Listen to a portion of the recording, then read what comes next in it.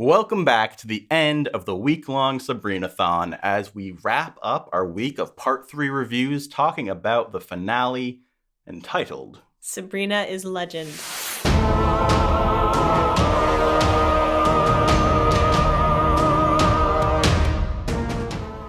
I'm Dan. And I'm Clara. And we liked this episode, We huh? really did. It was bonkers, but in a good way, I'd say. Yep. I think that the time travel thing was out there, but honestly, for time travel, they did a pretty good job. They did it. Yeah. I think they did it. Yeah. Our current understanding. So if anybody can say we're wrong about this or say we're right about this. Please do, because God, I'd love to. Yeah, we're not going to go super in depth with the time thing, but like our thought process is, so we have Sabrina's in the wall and another Sabrina comes to her. So we're saying the one that comes is Sabrina A, wall Sabrina is Sabrina B.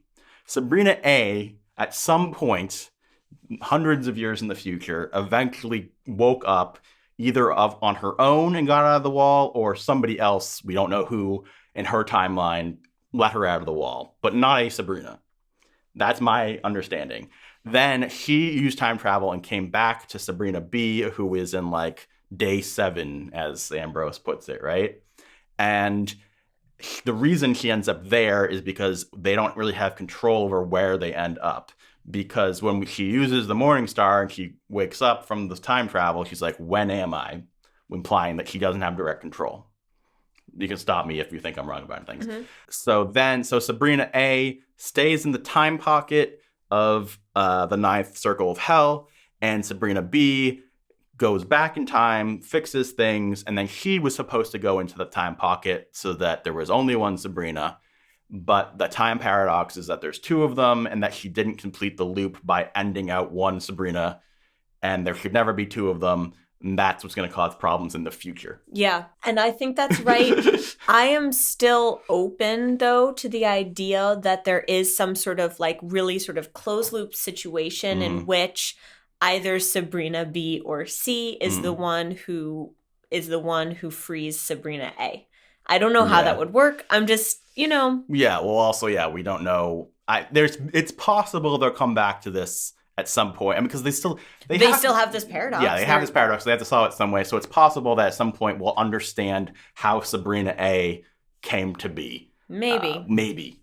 But also don't think about it too much. Yeah. That's what they say, basically. But I'm just not ruling that. Yeah. But honestly, of all the things that's been confusing on the show, if you're a time travel person, this is one of the less confusing things. Because honestly, a time travel person. All you have to realize is that she fixed things in the past, and now now there's 2 of her, and that screwed shit up. That's all you really need to know. So I think that's cool. I think it's we were talking about how this is a good use of her being like a petulant, arrogant teen, because she's like, I don't want to go live in a wall forever.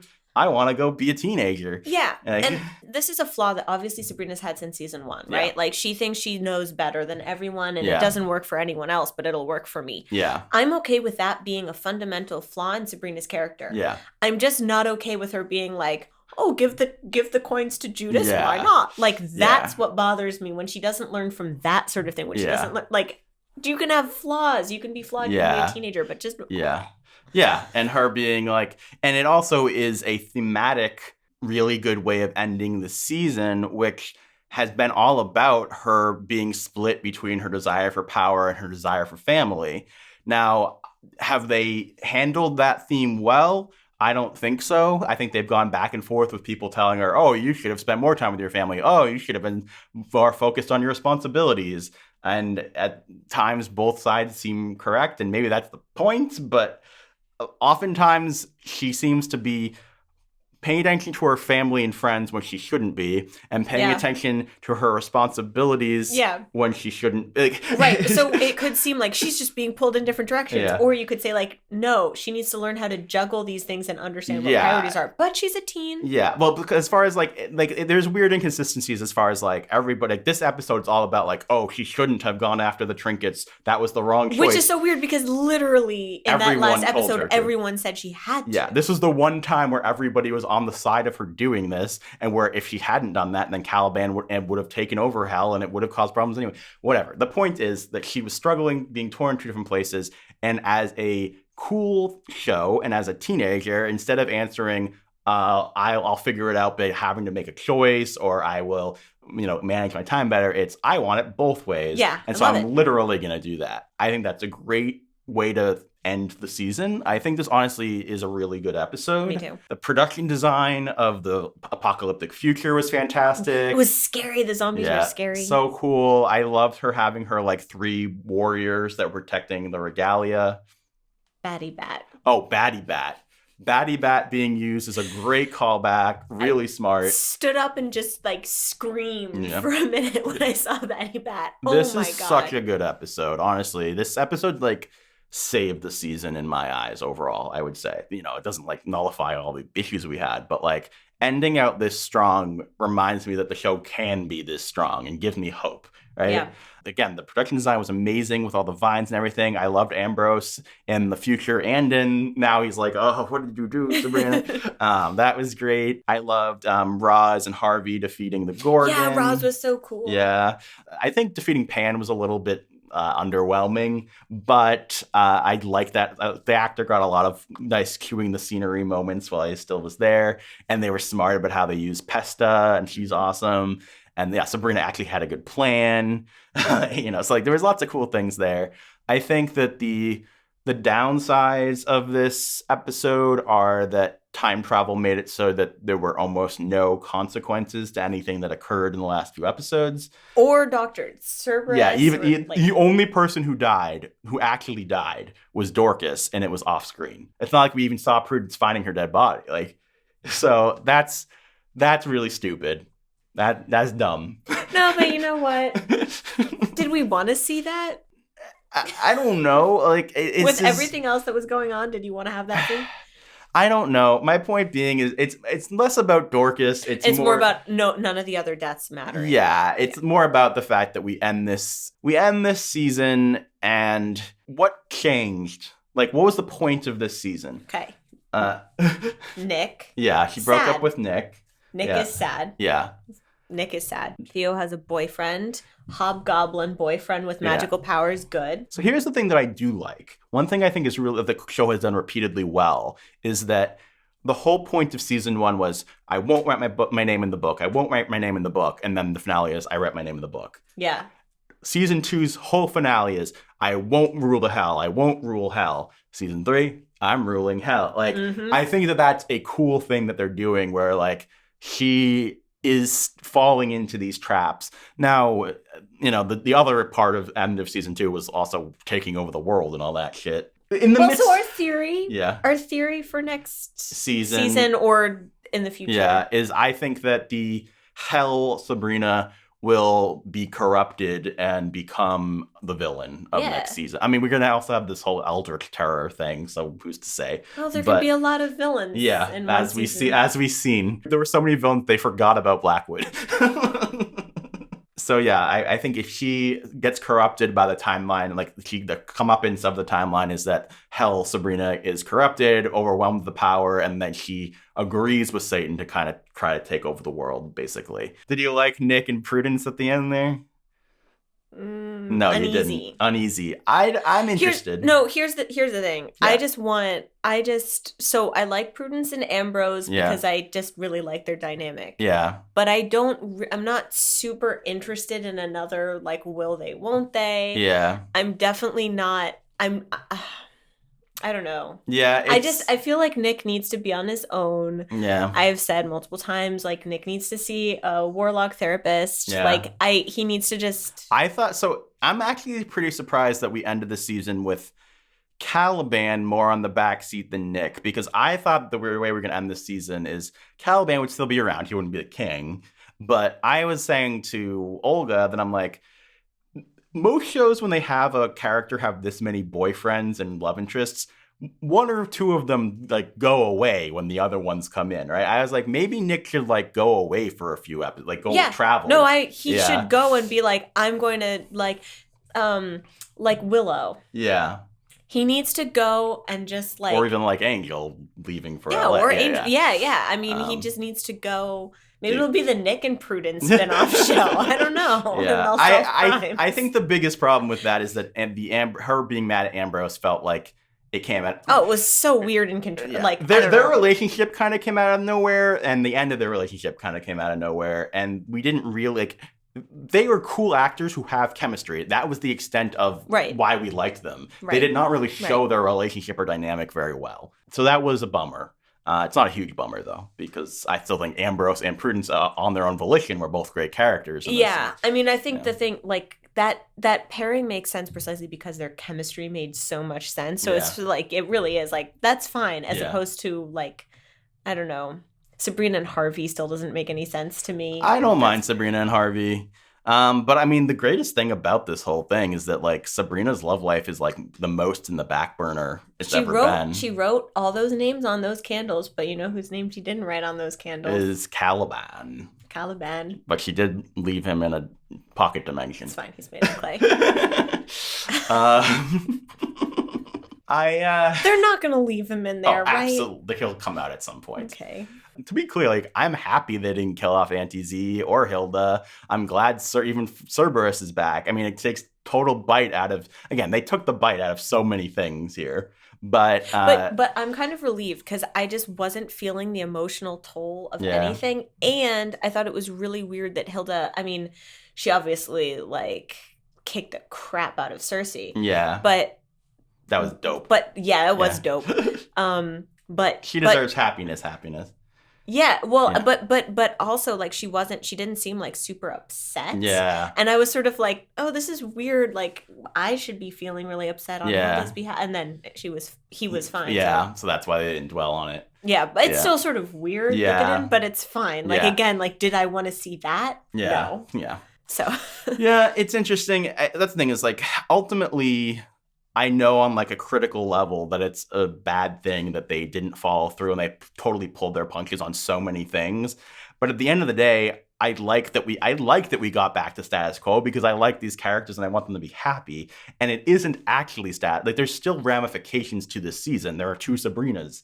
Big change isn't always having to be about death. Like, they did change the status quo enough, I feel like, by creating a second Sabrina and by getting the devil over there in hell. The thing is that, like, and also setting up the Aldrich Terrors and all that stuff and having crazy Agatha and everything. I really liked that. So they set up this whole time travel device, right? Yeah. And then they smashed it. Yeah. So I'm like, that gets rid of the problem of people being like, anytime anything bad happens, well, why don't we just rewind time again? So yeah, that's good. Yeah. My question is whether there's going to be like one last vial of the water that it was in, or, see. You know. Yeah. Let's talk overall, though, about the season as far as... Let's first start with what did they improve this season that was good, and then we'll talk about some of the iffy stuff. What did they improve? Oh, like from the beginning to the end of the season? From season 3 to season 2 to season 3. What was positive about the season that they did differently? And I can get the ball rolling. Oh, no, I want to get the ball rolling. Okay. Daddy Satan. I didn't like... I mean, okay, yeah. I liked some things about Satan last season. Yeah. But he really came into his own. Mm-hmm. He's really inhabited this daddy character. Mm-hmm. I just feel very safe when he's on screen. No, like, I know when he's on screen now, it's going to be great. The same way when I see Ambrose or when I see Lilith. I know that I'm going to love what happens. Mm-hmm. So I have some negatives about him, but I'm going to go back to that. Don't you dare. Overall, so I really like him. His performance is great. Mm-hmm. I have issues about the devil. Oh, yeah, yes. Sure. I mean, don't we all? Yeah, we'll get to that. Fine. But I really like his performance now. I did not like him before. I'm really on board with him. I also think they did a very good job with Fright Club overall. I think Robin was a great addition. I think this Robin's great addition. Theo's best season with Robin. Harvey, I thought, was pretty solid. Just in general, it wasn't like we were cutting back to pointless stuff with the Fright Club that didn't matter. Most of the time it mattered. They definitely, and throughout the season, they came into their own. Do I still wish that they would get some abilities that were a little bit more helpful? Okay, Roz has a sword now and she knows how to use it, and that's cool. Yes, that's true. And Theo still had his gun. Yeah. And Harvey is a virgin, so they all have superpowers. Is he a virgin by the end of this episode? Hard to tell. Mm-hmm. I mean, cliffhanger. The question is, Still, though, like, if they went into hell at the beginning of next season, are they better equipped now than they were at the beginning of last season?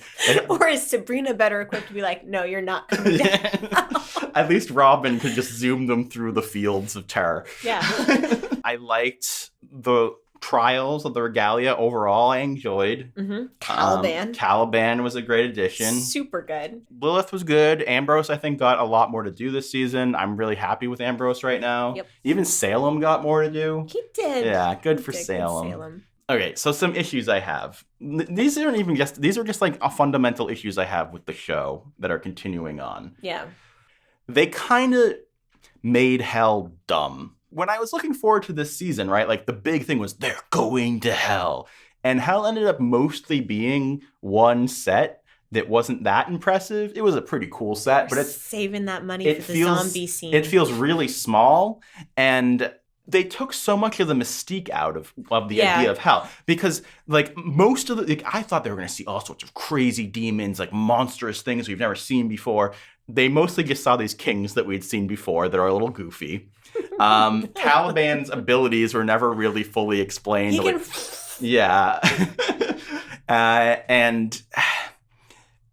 And Lilith didn't really get to be that badass. I am miffed. Yeah, like we didn't really get Lilith as the queen of hell for more than half an episode. Much as I loved the montage of her with Sabrina, I was just so sad. Yeah. You mean at the end of her, like, setting her up? I could think was I wish she'd kill Sabrina and take her place on the throne. I mean... But I also think she likes the idea of being, like, mommy. She does. Yeah. She does. And that's another thing that I love about Lilith so much, but...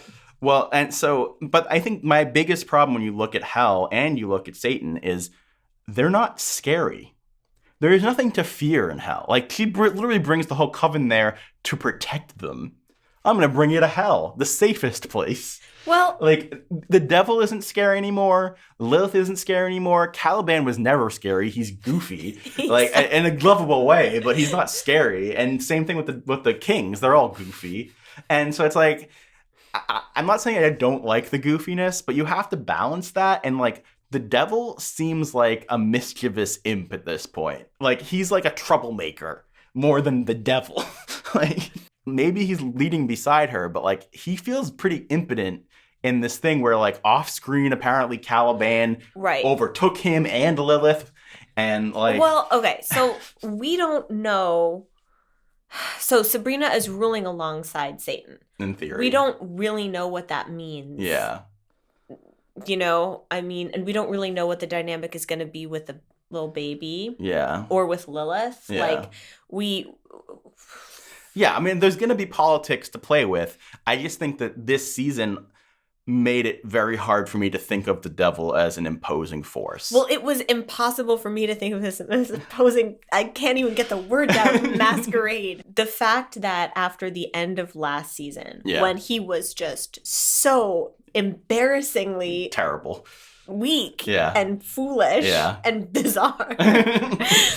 That through this season, I think he is now, I see him as a smart person who's playing a game that I can't predict. Yeah. Well, I guess that's the thing is, I guess feel like they really made him not powerful, which I guess is like I was saying to Olga, I'm like, he reminds me of Ben on Lost now, but like Ben, like, a couple seasons in when you've seen him get punched in the face a bunch of times, right? Where it's like, he still is a manipulator. He still is a chaotic force and a wild card, and maybe he'll turn the tables on you at any moment, but he's not that scary anymore. Yeah, like, I need to see Satan kill someone and have it be death. Yeah. And have him just like totally, you know what? Okay, I can't believe I'm saying this, but it needs to be someone someone like Nick or like someone really close to Sabrina, and they need to be dead and they need to be gone forever.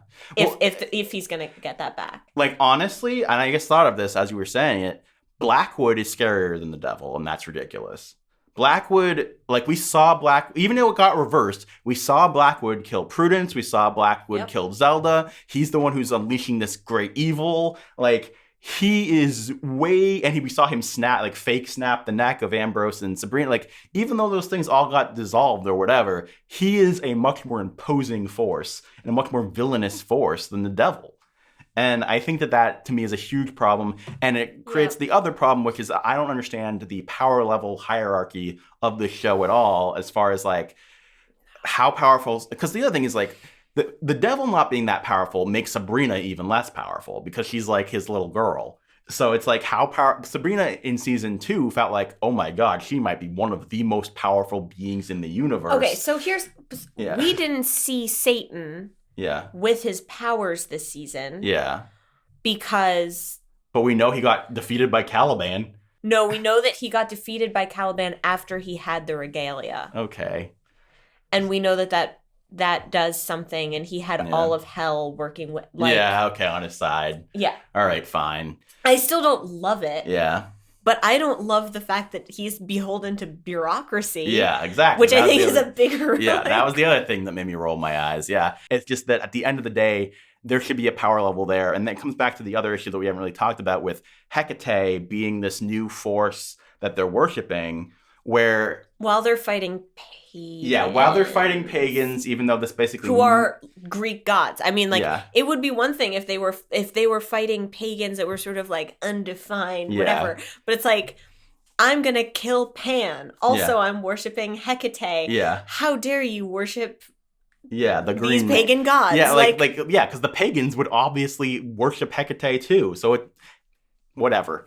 But yeah, I mean, like, it just doesn't make a lot of sense. And then the question is, like, I don't think they did a good job of explaining Hecate to an audience that doesn't know her, or even what their interpretation of Hecate is, because there is multiple interpretations. So how powerful is Hecate versus the devil? How powerful is Hecate versus the Green Man, or versus the angels, or versus God? Like, they call upon this great, powerful force, and I don't know how powerful that force is. No, it's really hard when you're mixing, like, different mythologies. When you're mixing religions, saying, like, this religion is more powerful than this religion feels weird. Yeah.